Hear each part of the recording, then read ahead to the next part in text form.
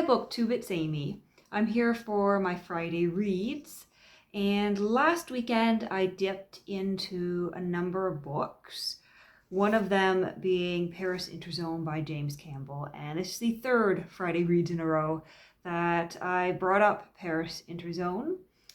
At least I've read some of it this time. I read the first chapter, so the first 40 pages or so, and so far, it's about how American author Richard Wright came to be living in Paris. And we've had several interesting people, including Jean-Paul Sartre, get dropped into the narrative.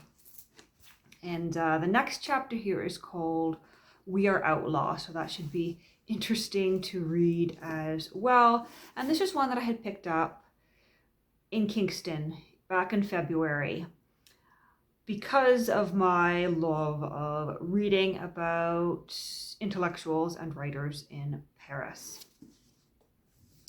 But I put it off until recently, and even when I sit down to read it, although I am, at a surface level enjoying it, I occasionally ask myself, why am I reading this? To what purpose, apart from simple entertainment? Certainly it's entertaining, but I've never read the novels of Richard Wright. I know nothing about Richard Wright.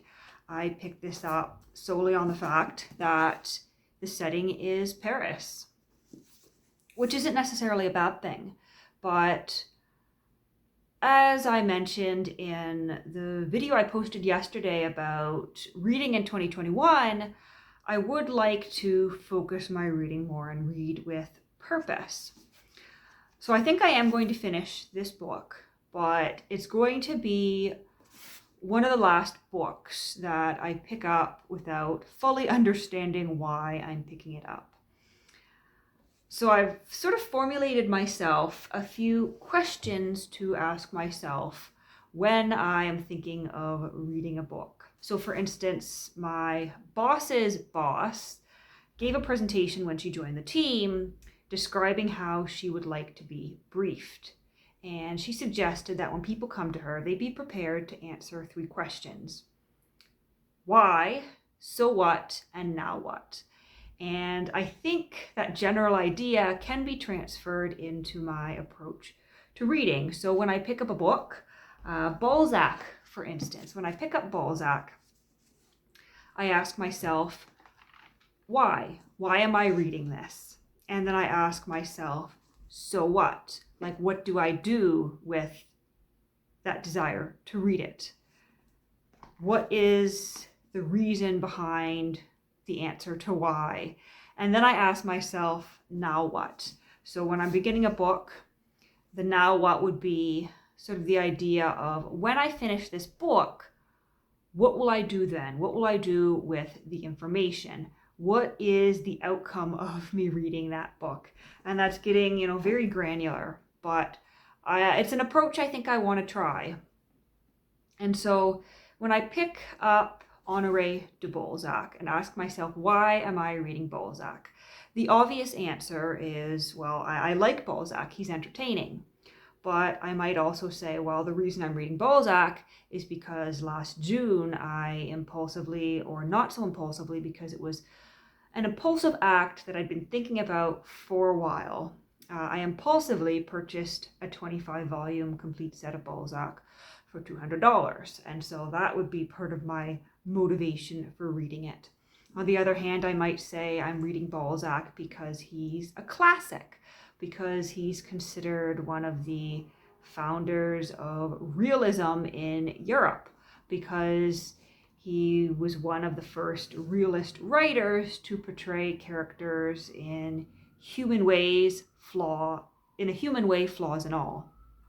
And so I might answer that why question with any number of answers, but when I get to the so what, that's where I'm a little bit foggier on why I would want to read Balzac. Sure, I want to read Balzac because he's entertaining, because he's considered a classic, because he has insights on human beings. Perhaps he does. But when I ask myself, so what? Like, so what if he's a classic? So what if I find him entertaining? So what if he has insights? That is the question I'd like to answer. And then, of course, the third question, now what? What am I going to do after I read Balzac? What is the outcome I'm expecting from having read Balzac? And I don't know, so that's something I need to think about more. And I think you may have a video coming your way, possibly in the next couple of weeks, probably more likely in early January, titled Why Read Balzac? Why am I reading Balzac? Where I'm going to sort of go over these 3 questions I put together for myself and answer for you why I'm reading Balzac, so what, and now what, and that will most likely be sort of me relaunching my journey through Balzac. Because if you recall, I did purchase this 25 volume set of Honoré de Balzac back in June, and I posted an introductory video with a schedule where I claimed, I promised, I speculated that I would read 1 volume a month at a certain pace. I put out a schedule for the first volume, and here I am, 6 months later, still holding volume 1, still having the final work in here, Letters of Two Brides, to actually read. And the works in here that I have read certainly weren't read based on that schedule. But once again, I think I was being overly ambitious, and I think I was planning my reading based on numbers, based on how quickly can I read this, how quickly can I produce these videos, how quickly can I absorb this information, rather than setting it at an exploratory pace. And I think it's sort of a fun and interesting exercise to assess why I want to read Balzac before I dive back into him. And maybe it'll be interesting for you too, as I share my thought process here.